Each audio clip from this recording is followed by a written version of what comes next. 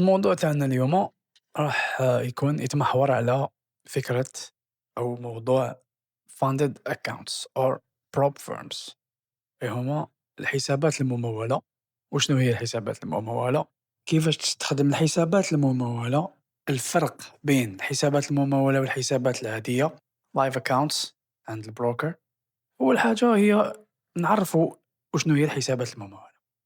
هي حسابات في العموم وهمية، حسابات بأموال مجرد رقم، يعني ما راكش لايف، يعني الأموال هذه غير حقيقية، ما تقدرش تعمل سحب لهذه الأموال. هي حسابات وهمية خاصة بشركات تعطيك هذا الرقم، مثلا 50K 100K 200K، تعطيك هذه الأرقام وتعطيك شروط ما لازمش تخالفها، وأهداف لازم تحققها.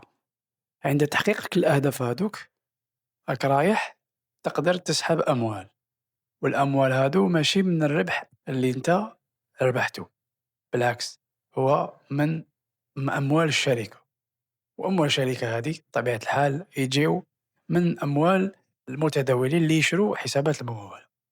والحساب الممول مربوط بشروط، من أهم هذه الشروط هي أنه عندك الدرو داون.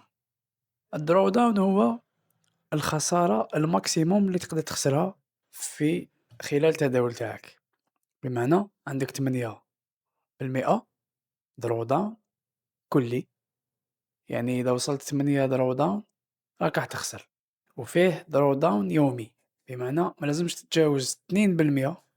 عند بعض الشركات يكون 2، عند بعض الشركات يكون 3، لكن في العموم يكون 2% في الخسارة اليومية، بمعنى تقدر تخسر اليوم 2 أو أقل من 2، غدوة أقل من 2، غير غدوة أقل من 2، حتى تلحق 8%، وراح تكون النهاية تاع الدرودان الكلي ويتغلق لك الحساب. ولو خسرت 2% في يوم فقط راح يتغلق لك الحساب. هذا هو ما يعرف بالدرودان.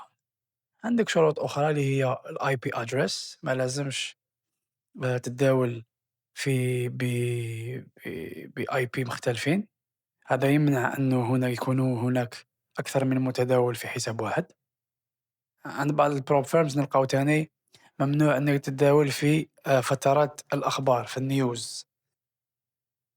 عندنا تاني حجم اللوت يكون محدود، يعني ما تقدرش تتجاوز حجم لوت معين، ممكن يكون 3 لوت، ممكن يكون 5 لوت، ممكن يكون 2 لوت، أو كذلك ما تقدرش تتجاوز نسبة مئوية معينة، ما تقدرش تتجاوز ريسك أنك تدخل صفقة ب1%، أحيانا ما لازمش تتجاوز في الصفقة الواحدة تدخل ب2%، يعني يختلف من شركة لشركة. لازم تقرا كي تدخل أي شركة تشري حساب ديالها، لازم تقرا مليح الشروط، لأنه أي مخالفة للشروط من عندك نتايا من طرفك راح يؤدي بك إلى خسارة الحساب، وبالتالي خسارة أموالك وخسارة الفرصة. نتكلموا كذلك على الفرق بين الحسابات الممولة والحسابات العادية. الحسابات الممولة هي أموال وهمية وين تعطيك أهداف لازم تحققها شركات التمويل، تعطيك أهداف لازم تحققها، وبتحقيقك هذوك الأهداف تدفع لك اللي هما الpay outs.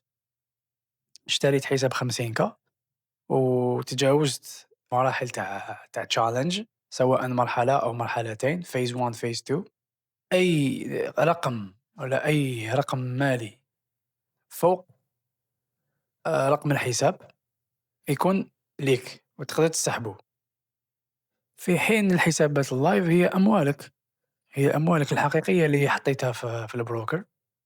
تقدر تكون 1K 2K 3K 10K 5K، هذا أموالك اللي تقدر تتداول بها بكل حرية، ما عندك حتى قيد، ما عندك حتى شروط، لا شرط اللوت المحدد، لا شرط النيوز، لا والو.